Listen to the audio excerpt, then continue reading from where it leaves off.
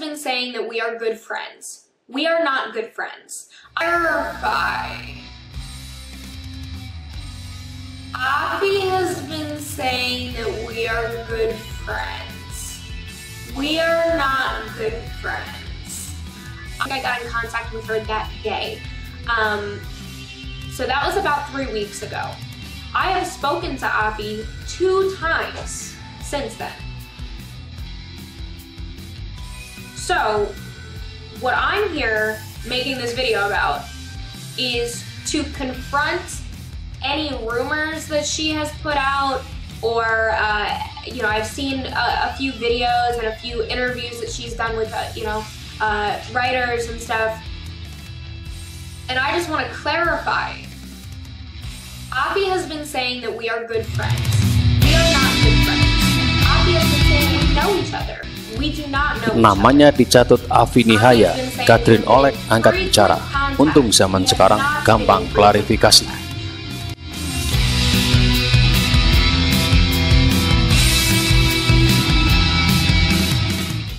Nama Avi Nihaya Faradisa beberapa waktu terakhir menjadi salah satu topik hangat di kalangan publik tanah air.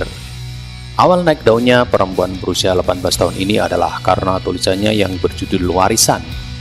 Tulisan yang diunggah di media sosialnya ini dianggap mewakili kebenaran, dan nggak sedikit yang merasa tercerahkan dengan isi tulisan tentang agama ini. Karena tulisan itu pula lah Avi diundang ke berbagai acara penting untuk dijadikan narasumber, dari undangan istana sampai beberapa media dan perguruan tinggi ternama.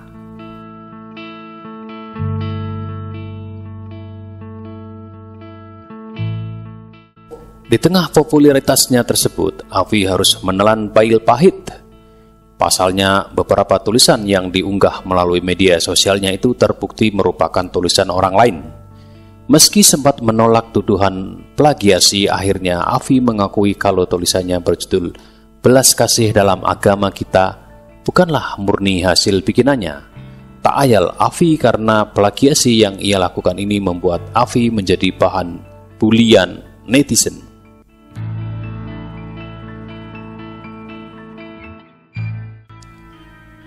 Tidak sampai di situ, nama Avi kembali muncul ke permukaan setelah ia mengakui dekat dengan seorang wanita bernama Catherine Olek, yang merupakan pemilik video yang sempat dia tiru. Dan lagi-lagi, hal tersebut adalah kebohongan belaka karena Olek sendiri yang mengklarifikasinya.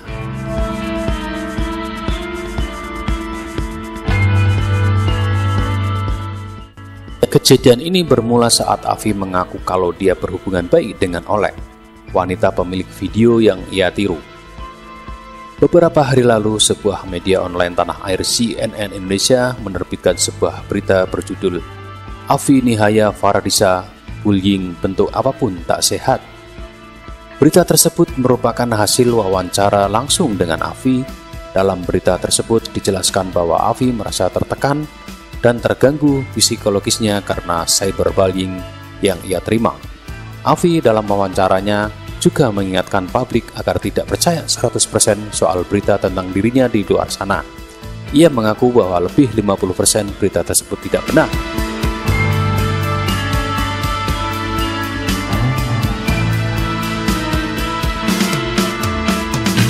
Lalu wawancara pun berlanjut tentang sebuah video yang diunggah Avi melalui akun Instagramnya beberapa waktu lalu. Video tersebut juga dituding merupakan hasil plagiasi dari video korban bullying bernama Amanda Todd. Memang, video Avi yang mempertanyakan kenapa orang-orang bisa dengan gampang melakukan bullying seperti itu sangat mirip dengan sebuah video yang juga berisi kata-kata yang sama. Lalu Avi mengklarifikasi bahwa sebenarnya ia tidak meniru Amanda Todd, melainkan seorang wanita bernama Catherine Olek. Ia bahkan mengaku kalau hubungannya baik dan saling menguatkan satu sama lain soal bullying ini.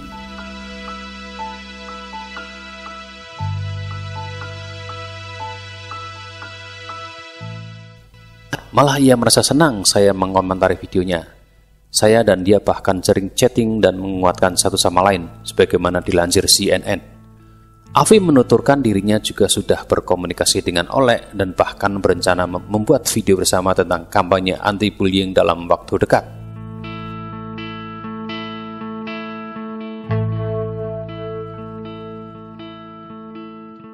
Namun tak lama setelah berita tersebut menyebar, sang pemilik video mengklarifikasi kalau apa yang dikatakan Afi adalah tidak benar.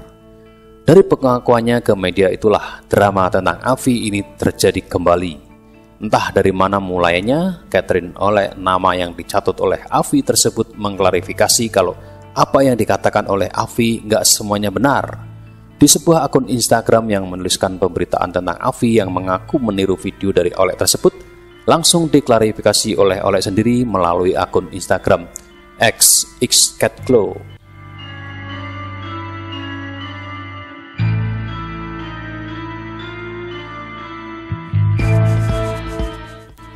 Just to be clear, I have not been in frequent contact with Afi and I do not condone any of her behavior.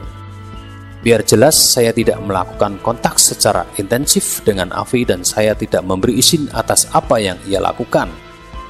Nggak sampai di sana, Oleh pun akhirnya membuat sebuah video berdurasi sekitar 18 menit melalui channel YouTube-nya. Dalam potongan video yang ia juga unggah melalui akun Instagram-nya tersebut, Oleh menegaskan kalau dia sama sekali nggak berhubungan intensif dengan Afi. Ia hanya pernah berkomunikasi sebanyak 2 kali. Ia bahkan bilang kalau nggak saling mengenal satu sama lain.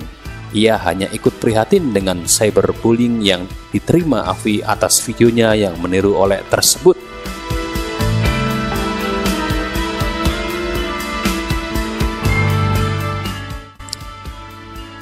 Klarifikasi ini pun tentu menambah panjang deretan kebohongan Afi di depan publik.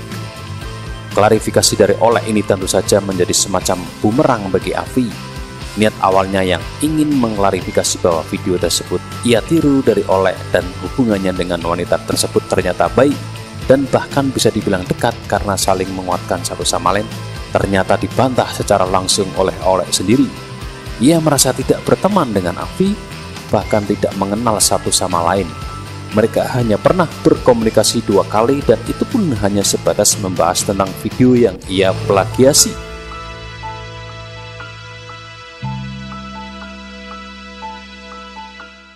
Entahlah apa yang bakal dijawab Afi setelah ini. Tapi yang jelas kejadian ini bukan yang pertama kalinya. Tulisan berjudul "Belas Kasih dalam Agama Kita" menjadi ujung tombak pertama kali Afi terbukti melakukan plagiasi. Lalu disusul dengan videonya yang ternyata juga meniru orang lain. Dan sekarang tentang dirinya yang mengaku-ngaku kalau berteman baik dengan yang mempunyai video.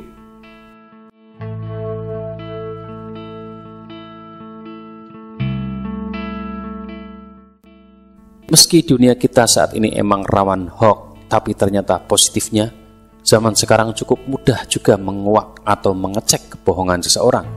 Masalahnya semua ada dan serba terhubung lewat internet. Tinggal bagaimana sikap kita saja menghadapi berita atau informasi yang ada. Ya pinter-pinter saja sih biar nggak mudah dikibuli. Yang emang niat ngibuli kayaknya harus ekstra pinter biar nggak ketahuan.